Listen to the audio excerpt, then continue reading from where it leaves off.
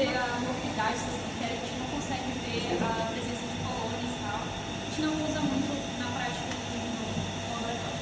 Semi-sólido a gente vai conseguir fazer as provas bioquímicas de PSI, citrato, mil, mas vai ser na próxima aula, então não vou entrar muito nisso. O sólido foi o que a gente fez hoje, que a gente usou os ágaros do meio de cultivo. Basicamente, a gente consegue classificar ele segundo a sua função, de meio de cultivo, agar enriquecido, seletivo ou diferencial. O enriquecido ele vai ter componentes específicos que vai favorecer o crescimento das bactérias, como por exemplo o sangue. A gente coloca no agar base, a gente coloca o sangue e ele vai enriquecer esse meio para o crescimento das bactérias. O seletivo ele vai ter basicamente componentes que vão inibir o crescimento de certas bactérias e favorecer o crescimento de bactérias específicas. Vai ser, por exemplo, o agar salmonitol e o agar macon. Eles basicamente, o salmonitol ele é seletivo para Staphylococcus e o macon é seletivo para gram-negativos. E já o diferencial, ele basicamente, a gente consegue diferenciar, por exemplo, uma espécie como o salmonitol. Além de ser seletivo, ele é diferencial.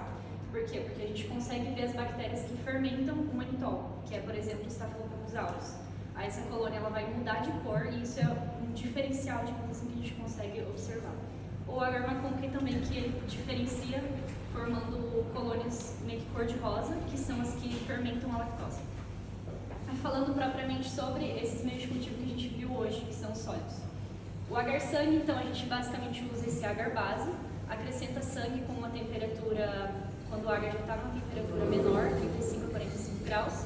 Se a gente fosse fazer o agar chocolate, a gente teria que colocar já numa temperatura maior, de mais de 60 graus, mais ou menos, e fazer essa hemólise desse sangue para a gente poder ter a liberação de certos fatores que favorecem o crescimento de algumas bactérias fastidiosas, que são, por exemplo, a hemófilos ou Neisseria.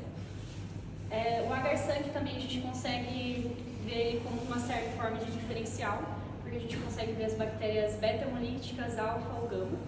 As beta-hemolíticas basicamente vai ter a hemólise total, que vai ser como, por exemplo, os Streptococcus pyogenes, que a gente vê basicamente um halo transparente em volta dessa colônia. As alfa-hemolíticas, como Streptococcus pneumoniae, a gente vai ver um halo verdoso, mais ou menos. E gama não observa halo nenhum em volta, não tem hemólise.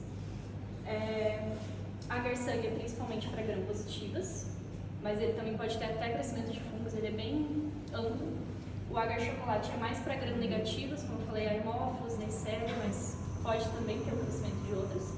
O agar salmonitol, ele é seletivo e diferencial, vai ser para Staphylococcus principalmente, e ele vai ser diferencial no caso de bactérias que fermentam o manitol, vai ser o Staphylococcus aureus e vai deixar a colônia amarela, o meio de cultivo em si. E o agar macon, ele é para gram-negativas especificamente, seletivo e diferencial. E quando for diferencial, no caso, ele vai deixar a colônia cor-de-rosa, como eu falei, que vai ser as bactérias que fermentam a lactose.